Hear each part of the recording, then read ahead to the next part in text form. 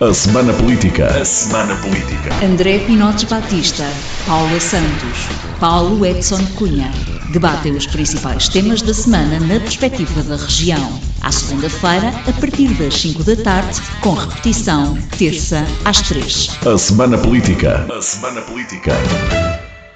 Boa tarde, cá estamos para mais A Semana Política, o programa de análise da atualidade política da semana, com 3 deputados eleitos pelo Distrito de Setúbal: André Pinotes Batista, eleito pelo PS, Paulo Edson Cunha, eleito pelo PSD, e Paula Santos, eleita pelo PCP. O programa está no ar às segundas-feiras às 5 da tarde e tem reposição às terças às 3 da tarde. Os temas que temos para hoje são 3, ainda as comemorações do 25 de Abril. Vamos olhar tanto para os discursos como para a mobilização popular.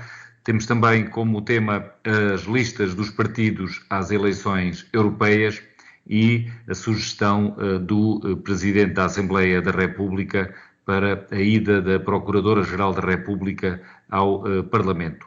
São estes os temas em agenda. Cumprimento os 3 membros do painel. Boa tarde a todos. E desta vez começava por Paulo Edson Cunha, relativamente ao 25 de Abril, dos discursos que ouvimos na sessão solene e também da mobilização popular, designadamente na Avenida da Liberdade. O que é que quer destacar? Então, muito boa tarde a todos, sobretudo ao apresentador e aos colegas de painel. Relativamente ao 25 de Abril e as comemorações do 50º aniversário, eu penso que foram um sucesso. Foram um sucesso em termos populares, em primeiro lugar, com uma fortíssima adesão popular, com uma manifestação muito maior na Avenida da Liberdade, mas um pouco por todo o país. Pelo que se viu, apenas o Algarve teve ali um fenómeno um pouco estranho. No entanto, podemos dizer que foram as comemorações, do ponto de vista de adesão popular e de envolvimento das pessoas, foram as comemorações que eram justas e merecidas para o evento que é.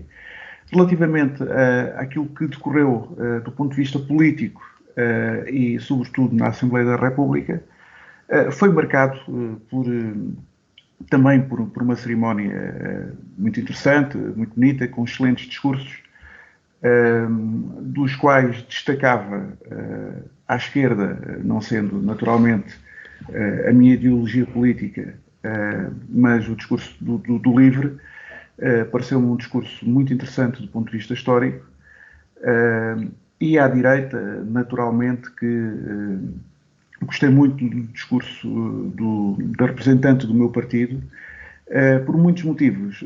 Em primeiro lugar, porque foi efetivamente um excelente discurso, mas também o simbolismo que quis passar. Nós estamos numa era em que é necessário também inovarmos, é necessário apresentarmos algum tipo de ousadia, é necessário também transmitirmos às novas gerações, passarmos este testemunho do que foi o 25 de Abril, e este simbolismo foi feito através de uma deputada jovem, de uma deputada mulher, também a homenagem que foi feita não só aos capitães de Abril, mas também a muitos dos personagens que marcaram estes 50 anos do 25 de Abril, e foi simbolizado através de um excelente discurso pela deputada que nos representou. Relativamente, gostei muito de parte do discurso do Sr. Presidente da República, que teve uma semana infeliz, mas com certeza iremos falar da semana que teve. Mas o discurso, da forma como foi construído, sobretudo da forma como foi construído, pareceu-me muito feliz, assim como do Presidente da Assembleia da República, que também as homenagens que resolveu fazer também pareceram bastante felizes. Portanto, de uma forma geral, fiquei bastante agradado com aquilo que foi, ou com aquilo que foram estas comemorações desta data bastante importante para a nossa realidade atual. O Presidente da Assembleia da República, José Pedro Aguiar Branco, quis homenagear as vítimas da PIDE no dia 25 de Abril, 4 mortos nesse dia, uma homenagem que ainda não tinha sido feita. É com certeza também a isso que o Paulo Cunha se está a referir. Já quanto ao discurso do Presidente da República, foi criticado por muitos, não tanto o discurso, mas mais as palavras na véspera, e depois a sua postura na Assembleia da República, na sequência das reações que as declarações da véspera provocaram, designadamente nos partidos mais à direita e sobretudo no Chega. André Pinotes Batista também gostou do discurso de Marcelo Rebelo de Sousa, e que outras notas é que nos quer deixar? Boa tarde a todos os nossos ouvintes, muito boa tarde ao Paulo, à Paula e também ao Francisco. As celebrações do 25 de Abril, antes de mais, o cinquentenário do 25 de Abril, merecem, antes de mais, um enorme sorriso e uma enorme satisfação pela forma como as pessoas se mobilizaram um pouco por todo o país, a alegria contagiante que pudemos ter nos momentos de celebração mais populares, nos mais institucionais.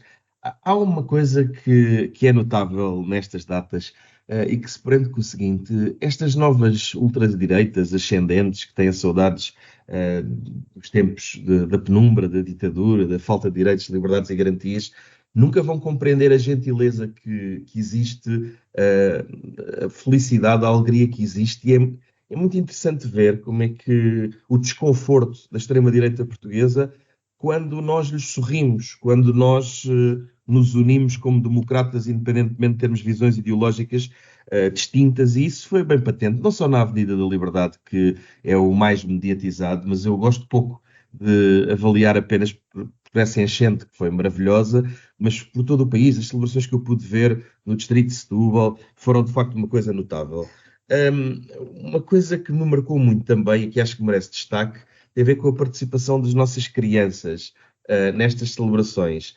Nós, de cada vez que uma criança entoa um mote de Abril, mesmo que ainda não o compreenda na perfeição, nós sabemos que estamos a defender a nossa liberdade e a aumentar a nossa resistência um pouco mais. E é disso que se trata: resistir contra o retrocesso, avançar mesmo.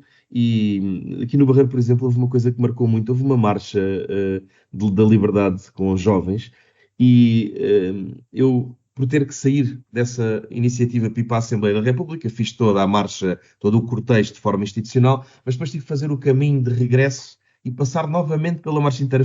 Era uma manifestação com milhares de jovens e aquela alegria é contagiante. E eu já fui com um sorriso na cara para a Assembleia da República, e houve na Assembleia da República 4 discursos que me merecem destaque. Vou deixar o do meu partido para o fim, o do Presidente da Assembleia da República, mais do que o do Presidente da República. Achei de mau tom, apesar de ter feito um bom discurso sobre o Presidente, achei de mau tom não nomear as pessoas a quem se estava a referir. Para quem quis fazer uma resenha histórica do 25 de Abril, depois ia omitindo, são coisas difíceis de perceber, ia omitindo os nomes das pessoas, portanto, sinalizava o que é que elas representavam, e os deputados e as figuras de referência de vários partidos, mas depois não dizia os nomes. Eu acho que nessas coisas é relevante dizer os nomes. Gostei muito mais do discurso do Presidente da Assembleia da República, que recordou uma coisa que é pouco recordada, que tem a ver com o agora da Revolução. Nós falamos do antes da liberdade, do depois da liberdade, mas falamos pouco do agora da Revolução, e de facto houve 4 pessoas que morreram e outras que ficaram feridas, além de tudo o que se passou antes.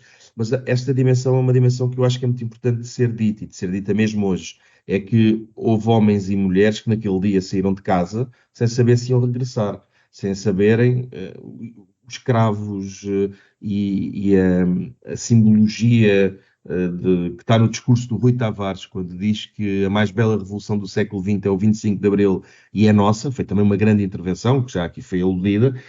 Essa simbologia toda veio depois de tudo correr bem.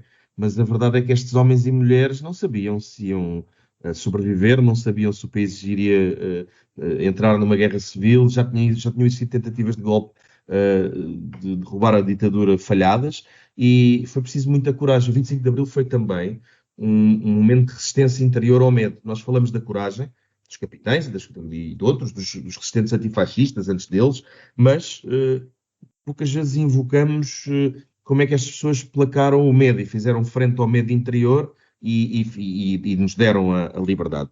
Os discursos, de facto, o da representante do PSD foi um bom discurso, mas há uma nota que tem que ser dada. O general Ramalhiano já teve a oportunidade também de dizer isto. Esta discussão em torno do 25 de Abril e do 25 de Novembro é de uma ignorância histórica brutal. Esta tentativa de instrumentalização destas datas, o nosso processo de construção da democracia tem vários momentos. O momento fundador é o 25 de Abril. Eu acho que nesse aspecto era a única lacuna que eu identifiquei num discurso muito bem construído e no discurso do secretário-geral do Partido Socialista, Pedro Nuno Santos, há uma dimensão, para mim, que é muito importante, que tem a ver com o facto dos democratas e aqui logo todos os partidos menos um, terem uma diferença relativamente aos outros, que é não queremos impor formas de concretização pessoal e de realização pessoal a terceiros. Nós todos temos o direito de nos realizarmos como homens e como mulheres, como pais, como avós, como trabalhadores, como servidores da causa pública, no desporto, na cultura, no associativismo, de forma livre. Cada um de nós poder ser feliz da maneira que entende. E isso é também uma grande conquista, além dos desenvolvimentos económicos e sociais, é também uma grande conquista. Agora, eu diria que no cinquentenário do 25 de Abril, a minha palavra, reconhecendo que houve muita gente que contribuiu, tem que ser para Mário Soares, que celebraria este ano 100 anos de vida, e isso é digno de uma palavra. Mário Soares foi uma figura com os seus erros e omissões, foi uma figura que tem uma particularidade. Foi o grande conciliador, foi o grande fomentador de concórdia nacional. O Mário Soares foi contra a ilegalização do Partido Comunista, apesar de tudo aquilo que o separava do Partido Comunista. Voltou a trazer o general Spínola para um espaço onde ele era contestado. Enfim, ele soube perceber que depois de uma ditadura tão longa, a concórdia era mais importante do que algum tipo de justicialismo histórico ou de ajuste histórico. E é esta nota com a qual eu finalizava. Nós celebramos o 25 de Abril com a alegria que eu disse. Eu acho que esta dimensão do agora da revolução, da coragem desta gente, a coragem imensa desta gente que nos legou a liberdade, às vezes é escondida pela poesia, pela forma um bocadinho enfabulada, como olhamos só para a parte bela que sobrou, e ainda bem que a nossa revolução é bela, mas acho que de muitos homens, Mário Soares merece da minha parte uma palavra por esta dimensão. Ter percebido que a seguir uma ditadura era preciso criar um máximo de consenso e chão comum. E pronto, cá estaremos para continuar a fazer Abril todos os dias. Finalizo só com esta ideia, Francisco. As pessoas que dizem que o 25 de Abril não se cumpriu, não compreendem que o 25 de Abril será sempre uma obra inacabada. Nós temos hoje novos desafios e continuaremos a ter. Isso é que é bonito. É a nossa liberdade também de servir e de resolver problemas. Eu acho que isso é importante. Ainda vamos falar um pouco mais sobre este tema, mesmo neste programa. Esta é a primeira ronda. Paula Santos, acha que a comemoração dos 50 anos do 25 de Abril, pelo menos no dia, porque há comemorações que ainda se prolongam, designadamente nos municípios, tiveram dignidade total ou encontrou algum ponto que deslustre e que baixe o nível? Muito boa tarde. Estas comemorações do 25 de Abril, dos 50 anos do 25 de Abril, são de facto comemorações grandiosas e que este é que é o aspecto que marca estas comemorações. Podemos fazer referência, de facto, à grande participação popular em diversas iniciativas, no desfile em Lisboa, no Porto, mas por todo o país, em diversas cidades e localidades, as pessoas saíram à rua, quiseram estar presentes, quiseram expressar a sua posição, não só de comemoração do 25 de Abril, daquilo que significou o derrubo da ditadura, o fim da guerra colonial, o ter posto fim àquele período de repressão, de opressão, mas mais do que isto, não é? A conquista da liberdade, da democracia, dos direitos, de uma vida melhor para o povo português. Mas estas comemorações têm também um um outro significado que queria aqui salientar, porque fala-se muito, e é importante, naturalmente, no quadro das comemorações, estamos a comemorar um maior momento histórico da vida do nosso povo e do nosso país, mas os valores e as conquistas de Abril são presente e são futuro. E este era o aspecto que queria salientar. E esta presença massiva dos trabalhadores, esta presença massiva, vimos milhares e milhares de jovens, de pessoas diversas que tiveram presentes também a defender aqueles que são os valores e as conquistas de Abril, a defender a liberdade, a defender a nossa democracia, a defender os direitos, a dizer que não queremos andar para trás, que queremos avançar, que queremos progredir. É este também o marco destas comemorações, porque foi de facto o 25 de Abril que permitiu avanços extraordinários no nosso país, na vida dos trabalhadores, na vida do nosso povo, mas há um aspecto que gostaria também aqui de salientar, que é todo o processo contra-revolucionário que colocou em causa um conjunto de conquistas, nomeadamente a recuperação por parte dos monopólios, dos grupos económicos, de novo as privatizações com tudo aquilo que significou de prejuízo para o interesse nacional, mas também, de facto, crescentes injustiças e desigualdades, nomeadamente na distribuição da riqueza que é criada, em que hoje vivemos uma situação em que os grupos económicos, não é, acumulam lucros recorde. Estamos a falar da banca, falamos da grande distribuição, do Sonai, o Jerónimo Martins, podemos falar do setor energético, da Galp, da EDP, poderíamos continuar por aí afora, e a verdade é que as pessoas vivem, os salários e as pensões dão para cada vez menos. Porquê é que eu estou a colocar isto? Porque também foi a presença das pessoas nas ruas nestas comemorações que prosseguem, sim, que revelaram de facto também a sua posição de defesa e de luta por uma vida melhor e de combate às injustiças, de combate às desigualdades, que demonstrar que este não é o caminho que precisamos no nosso país, muito pelo contrário, precisamos de um caminho de valorizar salários, de valorizar pensões, de garantir a saúde, a habitação, a educação, são questões centrais neste momento. E se me permite passar agora para as comemorações também na Assembleia da República e aquilo que foram as intervenções, aliás, este aspecto dos valores e das conquistas de Abril no presente e no futuro, que é preciso retomar no caminho no nosso país, esteve presente no discurso de Paulo Raimundo, e que marca de facto também este elemento significativo que é Abril, é do presente, Abril é do futuro, Abril temos que lutar, temos que defender, mas também são este conjunto de valores que devem estar no futuro para novos avanços, para o progresso, para o desenvolvimento, aliás, o cumprimento da nossa Constituição. Estamos a falar de um conjunto de valores, de conquistas, de direitos que estão consagrados na nossa Constituição e que têm que ser plenamente cumpridos. Este é um aspecto, de facto, também que queria aqui salientar. E que, por outro lado, aquilo que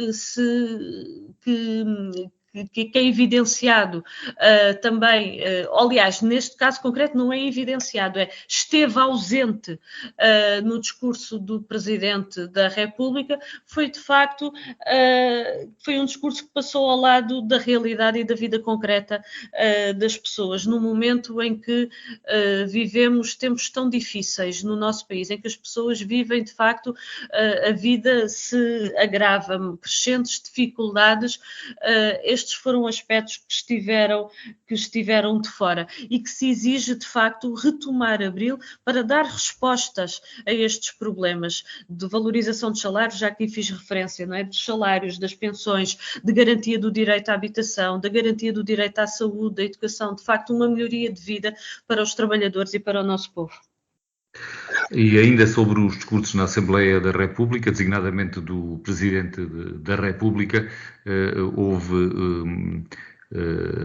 um eco muito grande das declarações de Marcelo Rebelo de Sousa na véspera, com jornalistas estrangeiros, com a ideia de que deve ser feito um debate e Portugal tem a obrigação de reparar o colonialismo e de alguma forma indemnizar as ex-colónias.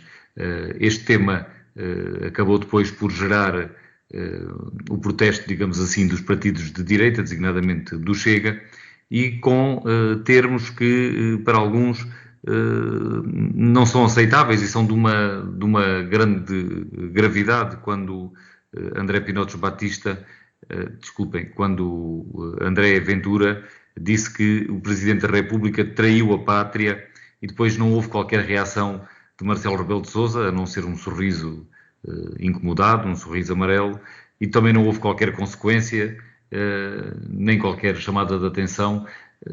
Num dia de sessão solene, institucionalmente, vocês acham que, e a pergunta primeiro para Paulo Cunha, que o que se passou é aceitável, não é?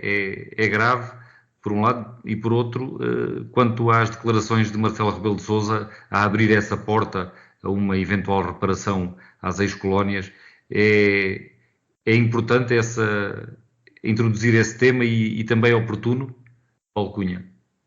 Bem, ainda antes respondendo àquilo que os meus colegas de painel referiam relativamente a 2 ou 3 pontos. Quanto ao discurso do Sr. Presidente da República e não ter referido, eu penso que foi o André Pinotes Batista que referiu precisamente esta questão dele não ter nomeado as pessoas que estava a referir, as personalidades que estava a referir, eu penso que até o meu entendimento foi um pouco diferente e até foi uma homenagem engraçada. Eu, por acaso, ouvi alguém dizer que era uma espécie de trivial que estava a ser feita, mas mais do que isso, era um apelo à história e com certeza que as pessoas e as personalidades em causa haveriam de ser nomeadas de alguma forma, ou no Parlamento, naturalmente que todos nós acabaríamos sempre por identificar, ou através dos comentadores, para quem estivesse a ouvir. Por outro lado, esta apropriação que é dada, ou esta questão que é dada relativamente entre o 25 de Abril e o 25 de Novembro... Deixámos de ouvir o Paulo Edson Cunha. Por acaso eu estou a ouvir bastante bem. Está de volta, sim. Sim. Eu penso que eu não tive aqui nenhum sinal de que tivesse caído a chamada. Sim, mas estamos a ouvir bem agora. Pode prosseguir. Relativamente a esta questão do 25 de Abril e do 25 de Novembro, eu penso que isto é uma discussão que já traz aqui há alguns anos, mas tem muito mais a ver, do meu ponto de vista, com uma apropriação indevida que a esquerda quis fazer do 25 de Abril. E acaba por ser, é uma discussão ideológica, não será uma discussão certamente para a termos aqui, mas eu penso que será uma explicação para aquilo que neste momento existe um bocadinho na nossa sociedade, que é, depois desta apropriação, que eu chamo de indevida, porque muitos lutaram, e não só de esquerda, pelo 25 de Abril, mas depois desta apropriação que a esquerda teve relativamente ao 25 de Abril, houve esta necessidade de repor também algum tipo de factos históricos relativamente à questão do 25 de Novembro. Mas isto é apenas uma explicação e é apenas uma explicação que eu tento encontrar para uma discussão que já tem muito tempo, que já vem das Assembleias Municipais, sobretudo aqui na Margem Sul. Relativamente às palavras de André Ventura, eu acho que foram excessivas e acho que mereciam, de facto, do ponto de vista institucional e do ponto de vista formal, mereciam um reparo, quer do Sr. Presidente da Assembleia da República, quer até dos restantes partidos, que deveriam ter tomado uma posição. De qualquer forma, há que dizer, e já o disse aqui, o Sr. Presidente da República esteve claramente mal. Esteve mal antes e esteve mal depois. Eu gostei do discurso, conforme disse, mas relativamente a esta questão, que nem sequer foi aflorada diretamente, nem direta nem indiretamente, pelo Sr. Presidente da República no seu discurso, esta questão acabou por ser alvo de críticas, sobretudo da direita, sobretudo da Iniciativa Liberal e do Chega, do Partido Chega. Portanto, há que dizer que abriu uma discussão desnecessária, abriu uma discussão que neste momento criou estranhamente até uma certa unanimidade em termos de partidos da esquerda à direita, e não se compreende o porquê que o Marcelo Rebelo de Sousa tomou esta posição e tem mantido esta posição, portanto, com alguns fé diversos que que tem emoldurado todo o seu discurso, mas apesar de tudo tem mantido tem mantido essa posição, o que não me parece de todo razoável. Pronto, eu penso que de certa forma está respondido àquilo que... Sim, obrigado, Paulo. Vamos avançar, até porque o tempo já não é muito, temos que ser mais rápidos agora nesta ronda. André Pinotes Batista, também sobre estes aspectos, gostou desta opção do Presidente da República e também do Presidente da Assembleia da República de terem deixado passar em branco as afirmações de André Ventura relativamente a esta porta que se abre a uma eventual indemnização às ex-colónias, e também o que é que acha dessa própria ideia? 3 pontos de forma sucinta. Os nomes de Mário Soares, Álvaro Cunhal, Freitas do Amaral e Sá Carneiro são para ser ditos, não são para ser adivinhados. Respeito à opinião do Paulo Cunha, respeito a outras opiniões, mas nós não estamos a jogar ao quem é quem. Os nomes destas pessoas têm que ser nomeados porque nós sabemos quem são, mas a minha filha não sabe. Vai sabendo porque eu lhe vou dizendo. E, portanto, o Sr. Presidente da República, quando fala do percurso destas pessoas, tem que dizer os nomes delas. É uma invocação, porque tautologicamente evoca-se a memória e nomeia-se as pessoas. Esta é a minha opinião, respeitando opiniões diversas. Sobre as questões dos restauros e dos reparos pela colonização, é uma discussão muito complexa e é uma discussão que tem sido instrumentalizada para desviar a atenção de coisas mais relevantes. Eu vou dizer a minha posição, mas eu quero dizer que a mim, André Ventura não me engana. Não é com este tipo de infantilidades. André Ventura é um gaiato democrático, até antidemocrático.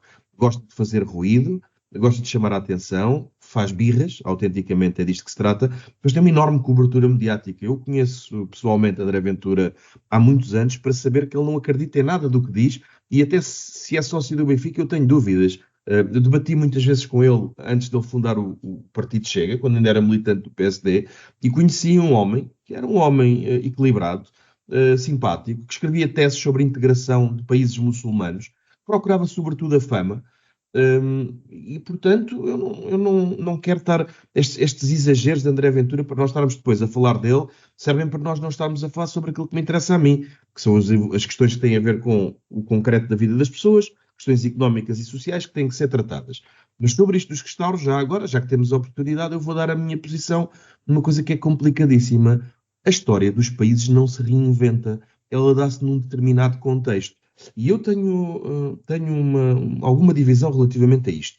Sobre reconhecermos massacres que fizemos, abusos que tivemos no período do colonialismo, acho que são devidos. Acho que o Presidente da República tem razão em dizer o que disse, quando pediu desculpa, já por várias vezes, sobre um conjunto de massacres que nós, portugueses, cinicamente, tentamos não ver. Há um manto de lusotropicalismo em que nós tentamos responsabilizar a colonização, as colonizações e os abusos que foram feitos, quando não o devemos fazer. Não há colonialismos bons e colonialismos maus. Há colonialismos tal e qual como eles são. São uma agressão, são uma extração de recursos, foram uma destabilização de países. Portanto, quer dizer, não vale a pena tudo o que tem a ver com o domínio do simbólico. Nós temos mesmo que pedir desculpa àqueles que agredimos.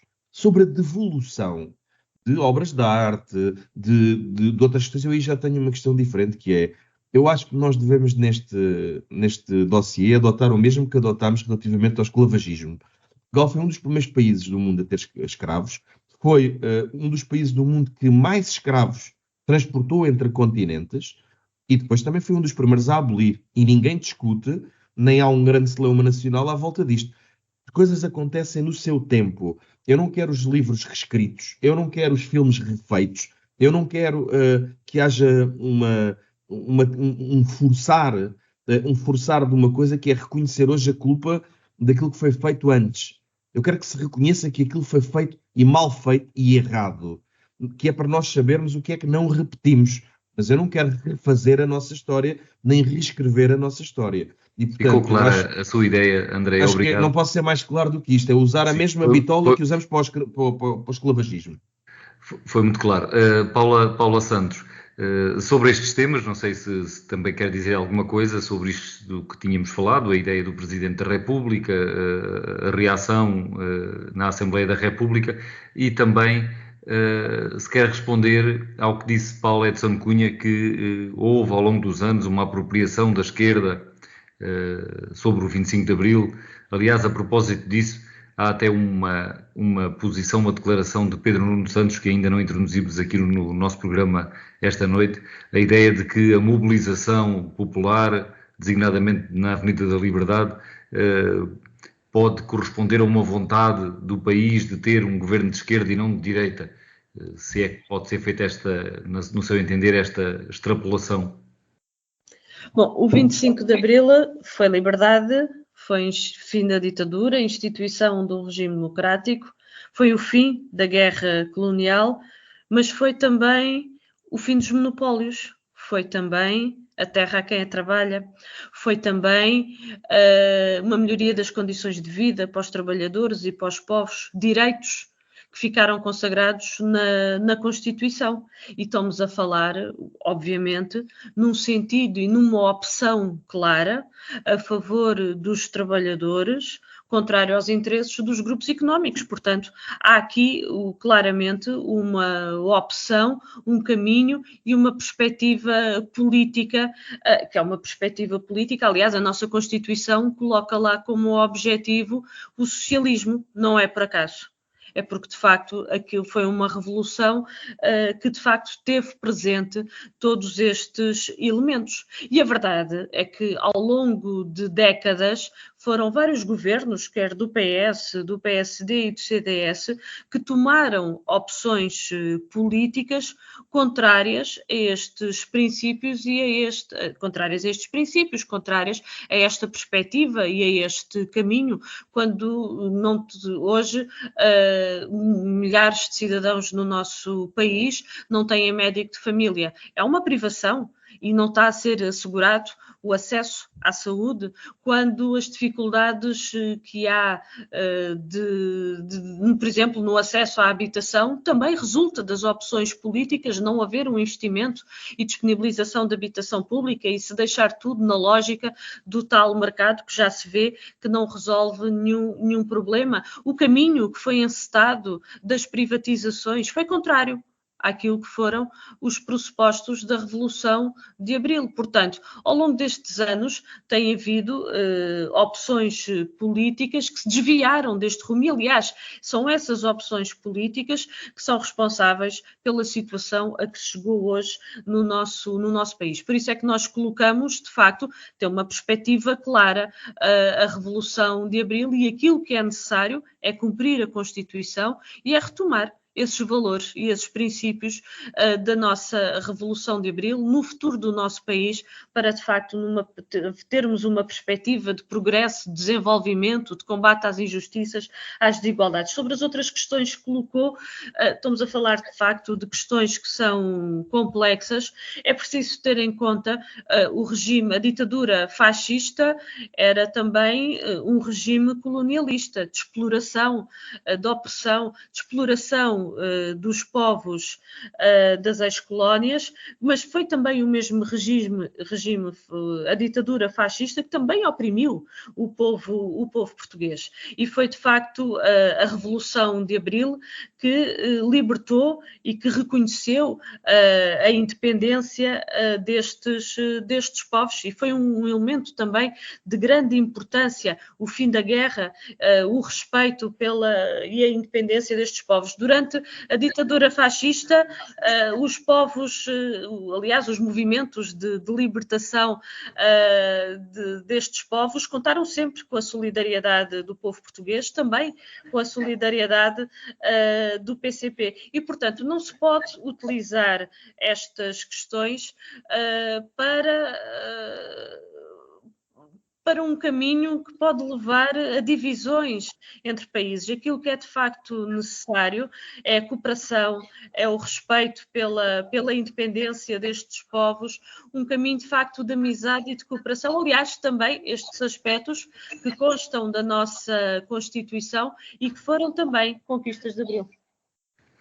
Passamos então para o segundo tema, sem prejuízo de ainda algum comentário ou algum reparo por parte de André Pinotes Batista ou de Paulo Edson Cunha, ao que foi dito entretanto, depois de terem falado. O segundo tema são as listas dos diversos partidos às eleições europeias, que já estão marcadas pelo Presidente da República. Eu agora começava por André Pinotes Batista. No caso do PS, a cabeça de lista é a antiga Ministra da Saúde, Marta Temido. Depois é candidato também Francisco Assis e Ana Catarina Mendes, que foi cabeça de lista pelo distrito de Setúbal. André Pinotes Batista, como é que defende esta lista, digamos assim, e responde à crítica de que há aqui candidatos, 3 pessoas pelo menos, que são candidatas a irem para o Parlamento Europeu depois de ainda há pouquíssimos meses terem sido eleitas para o Parlamento Nacional.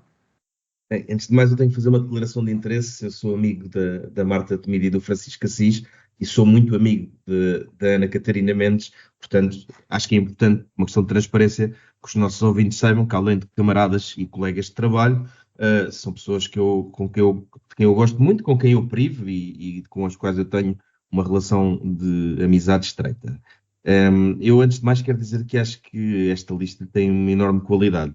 A Marta Temido é uma mulher com uma força tremenda, é incrível às vezes perceber como é que alguém...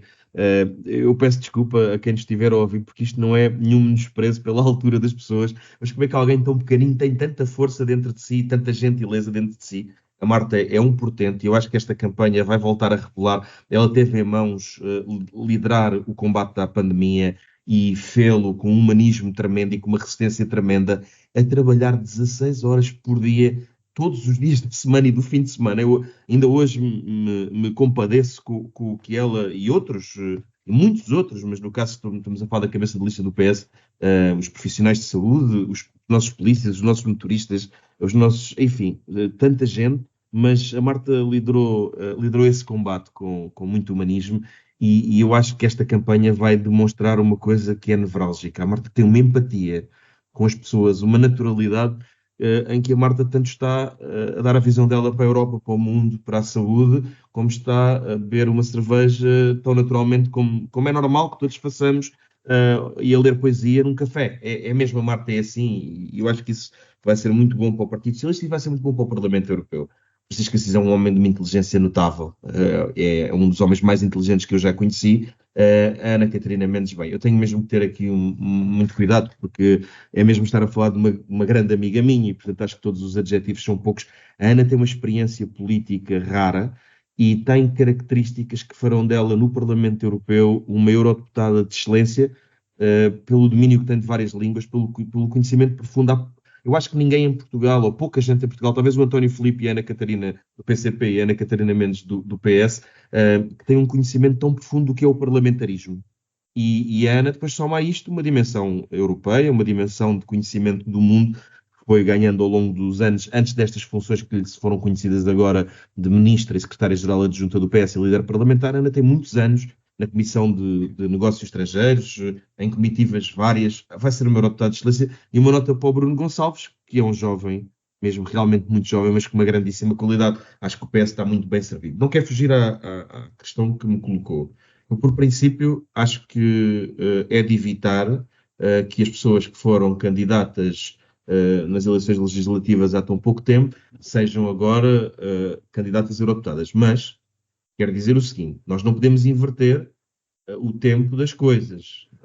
Nenhum destas pessoas sabia que iria ser convidado para ir para o Parlamento Europeu. Estas decisões são decisões que são do próprio secretário-geral do Partido Socialista, e eu peço às pessoas que também vejam, independentemente por princípio, eu achar que é preciso ter cautela com isto, e há aqui 3 casos em dezenas e dezenas e dezenas de candidatos, também acontece com outros partidos, mas não quero mesmo fugir. Mas é importante que as pessoas saibam que a Marta Temido, o Francisco Assis e a Ana Catarina Mendes não tinham a menor ideia que iriam desempenhar esta função ou que iam ser chamados para esta função. E, portanto, teriam que agora recusar algo onde fazem falta, porque serviram recentemente também o partido e emprestaram também a sua credibilidade e a sua imagem. Portanto, eu, por princípio, acho que se deve evitar, mas também quero chamar a atenção que a única pessoa que sabia quem é que ia convidar ou que deixava de ir convidar era o secretário-geral do Partido Socialista, Pedro Nuno, que também só começou a fazer este desenho há pouco tempo. Portanto, o que eu peço é que as pessoas sejam justas nessa análise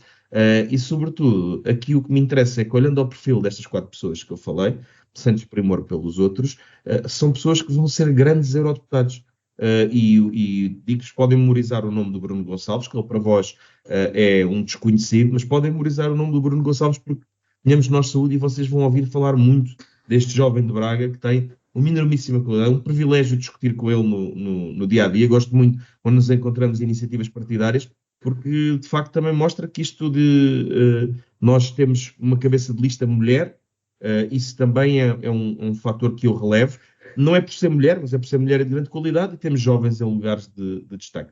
Eu não me vou referir às listas dos outros partidos, acho Sim, que cada um deve fazer. Eu também. passo a bola aos passar próprios, até Paula porque Santos, teria muito a dizer sobre um dos casos, mas acho que o Paulo Edson Cunha dirá talvez a sua possa opinião. dizer a seguir. Paula Santos, o PCP também, a CDU, já apresentou a lista, uma lista com mais de 40 nomes, embora o partido só eleja, pelo menos nas últimas europeias foi assim, elegeu 2 eurodeputados, tem atualmente 2 mandatos no Parlamento Europeu. O cabeça de lista é João Oliveira, depois a número 2, João Oliveira, é advogado, é conhecido como deputado do PCP, embora agora não tenha sido eleito. Sandra Pereira também é uma outra candidata, número 2, e João Pimenta Lopes, que é o número 3. O que é que nos quer dizer sobre esta lista, Paula Santos? E também, se quiser falar sobre alguma de qualquer um dos outros partidos, completamente à vontade também, naturalmente. Vou-me concentrar naturalmente na lista da CDU e naquilo que é aquela que é a nossa candidatura, porque estamos a falar de uma lista, João Oliveira, de facto conhecido e reconhecido no nosso país pelo seu trabalho que desempenhou na Assembleia da República, deputado, também presidente do grupo parlamentar durante vários anos e de facto teve sempre um trabalho de grande proximidade, de procurar sempre colocar em cima da mesa as preocupações, as questões que se prendem com os trabalhadores, com o nosso povo, com os direitos, combater as desigualdades, as injustiças. Aliás, também Sandra Pereira, João Pimenta Lopes são hoje deputados no Parlamento Europeu e têm um trabalho de facto extraordinário. Aliás, na próxima semana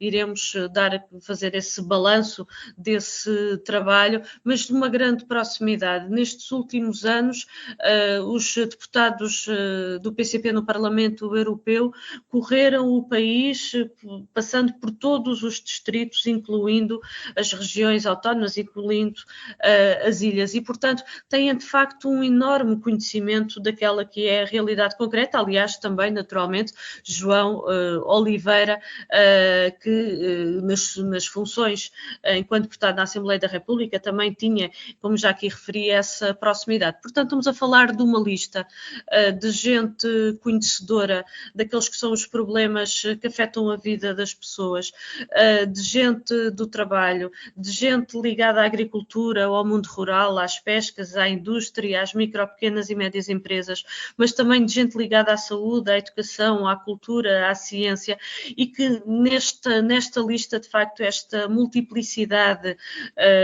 de experiência, de conhecimento da realidade concreta, é isso que consideramos que é necessário também para a intervenção no Parlamento Europeu. Isso me permite fazer aqui uma referência, prende-se com o seguinte, que importa também que façamos o debate sobre aquelas que são as opções políticas e o que é que defende cada uma das candidaturas. Nós colocamos em cima da mesa, de facto, estas questões que são centrais. sociais, e muito daquilo que são os problemas do nosso país resultam, de facto, de um conjunto de imposições e de condicionalismos da própria União Europeia. Aliás, temos infelizmente, essa experiência no nosso distrito, com a destruição de postos de trabalho, de capacidade produtiva, de frota pesqueira, quando temos um conjunto de potencialidades enormes na indústria, nas pescas, na agricultura, mas também, por exemplo, um exemplo muito recente que se prende também com as decisões que são tomadas lá, nomeadamente o Banco Central Europeu, que decidiu o aumento das taxas, e o que é que isso significa cá na vida das pessoas que têm o crédito de habitação, com as prestações a aumentarem para valores que são incomportáveis, tendo em conta aqueles que são os seus salários. São, de facto, há uma expressão que nós utilizamos, mas que ela tem, de facto, muita correspondência com aquela que é a realidade, porque lá se faz e cá se pagam. E cá temos, de facto, estas dificuldades que vivemos, estes problemas estruturais que temos, o de produtivo, salientando este em particular, de facto, resultam deste caminho e desta opção de submissão às imposições da União Europeia, que estão, de facto, a impedir o nosso desenvolvimento, o investimento público que é tão necessário para o nosso desenvolvimento, para potenciar a produção nacional, nas infraestruturas, na mobilidade, nas acessibilidades, mas também na garantia de um conjunto de equipamentos que são essenciais para a vida de todos nós, seja na área social, dirigidos à infância, às pessoas com deficiência ou às pessoas idosas, seja na educação, na saúde. São, de facto, áreas em que é necessário, de facto, uma outra política e, portanto, estes são aspectos que estão presentes, naturalmente, na nossa candidatura e que temos levado lá todo este conjunto de problemas intervido. E há aqui um aspecto que é, para terminar mesmo, de grande Sim, para terminar, obrigado, Paulo. Sim. A salvaguarda e a defesa da nossa soberania. Esse é um aspecto também central e que está presente nestas eleições para o Parlamento Europeu. Obrigada. Obrigado. Paulo Cunha, quanto às listas, o PSD, ou até a AD, mas do lado do PSD, foi quem mais surpreendeu com um jovem Sebastião Bugalho, que não é propriamente um político de carreira, pelo menos estava agora nas funções de comentador já há algum tempo e com relativo sucesso, para não dizer muito sucesso. É uma escolha que muitos consideram de rasgo, outros arriscada. Como é que vê esta decisão de Luís Montenegro de escolher Sebastião Bugalho para cabeça de lista e também relativamente ao resto da lista, o que é que nos quer dizer? Muito bem, eu, ao contrário dos meus colegas de painel que tiveram a delicadeza de não fazer comentários de outras listas, eu vou fazer comentários, antes de mais nada, de outras listas. Em primeiro lugar, para dizer que eu vejo no cabeça de lista do PCP, da Iniciativa Liberal e do Bloco de Esquerda 3 bons candidatos. E é importante termos bons candidatos àquilo que são estas eleições e a importância que estas eleições podem e devem ter no contexto europeu e também no contexto nacional. Propositadamente não referi a candidata à cabeça de lista do Partido Socialista, por uma razão muito simples. Eu ouvi muito atentamente o que o meu colega de painel, Pinotes Batista, disse relativamente à mesma, conhecendo-a pessoalmente, conhecendo as suas características, que eu não duvido que as tenham. No entanto, estamos a falar de uma ministra que saiu pelo seu próprio pé e que liderou o Ministério que foi talvez o maior fracasso daquilo que foi o governo do Partido Socialista nestes 8 anos. A maior herança que o Partido Socialista deixou, a maior e a pior herança que deixa, é um Sistema Nacional de Saúde completamente de rastros. E o rosto dessa ineficácia, eu diria que foi esta ministra, Marta Temido. De qualquer forma, é uma opção do partido, e nesse aspecto não é por aí que eu iria, mas eu penso que até o número 2 do partido, do meu ponto de vista, seria mais merecido daquilo que, como simples analista. De qualquer forma, Depois também temos aqui partidos que inovaram, e parece curioso. Eu estou muito curioso de perceber aquilo que Francisco Paupério vai dar ao LIVRE. Teve um processo também atribulado, um processo de escolha atribulado, publicamente, portanto foi atribulado, mas tenho muita curiosidade de acompanhar este candidato. Relativamente àquilo que a AD fez, Luís Montenegro prometeu e tem cumprido. No 25 de Abril, na cerimónia, apresentou uma jovem, Ana Gabriel Cabilhas, com um discurso excelente, conforme já aqui referi, e agora também resolveu inovar. E resolveu inovar, mas não inovar por inovar. Foi buscar um jovem talentoso, um jovem competente e reconhecidamente competente, conforme o Rito acabou mesmo de referir, mesmo no campo do jornalismo, tem deixado a sua marca. Em pouco tempo deixou a sua marca, e em pouco tempo deixou a sua marca pela positiva. E isso é importante nós referirmos, porque independentemente de nós dizermos que é um jovem que não é conhecido na política, apesar de ter tido aqui uma ou duas experiências menos felizes anteriormente, mas a grande verdade é que, até pela sua tenra idade, não é uma pessoa, não é uma personalidade política, e está a começar verdadeiramente a sua carreira política aqui. Eu penso que é uma aposta de risco, mas seguramente vai ser uma aposta vencedora.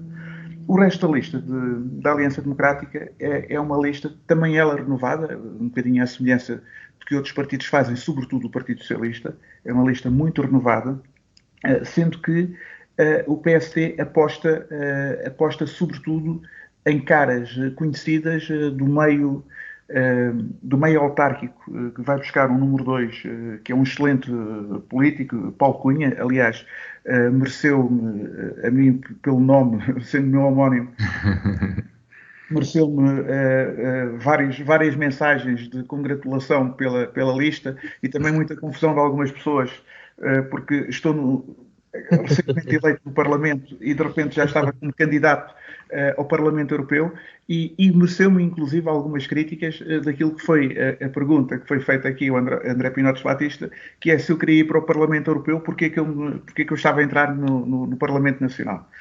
Portanto, isto é meramente uma... Paulo Cunha, peço-lhe desculpa, mas tenho que pedir que conclua rapidamente, em cerca de um minuto, e temos que encerrar o programa.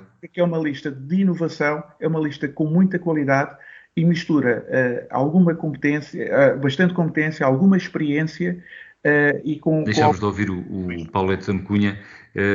Temos que nos despedir. Peço desculpa a André Pinotes Batista e a Paula Santos, porque possivelmente teriam ainda alguma coisa que queriam dizer. Vamos nos despedir. A Semana Política volta de hoje a 8 dias, com Paula Santos, André Pinotes Batista e Paulo Edson Cunha, às segundas-feiras às 5 da tarde e às terças às 3 da tarde. Uma boa semana para todos. Boa semana a todos. Boa semana. A Semana Política. A Semana Política. André Pinotes Batista, Paula Santos, Paulo Edson Cunha. Debatem os principais temas da semana na perspectiva da região. À segunda-feira, a partir das 5 da tarde, com repetição, terça às 3. A Semana Política. A Semana Política.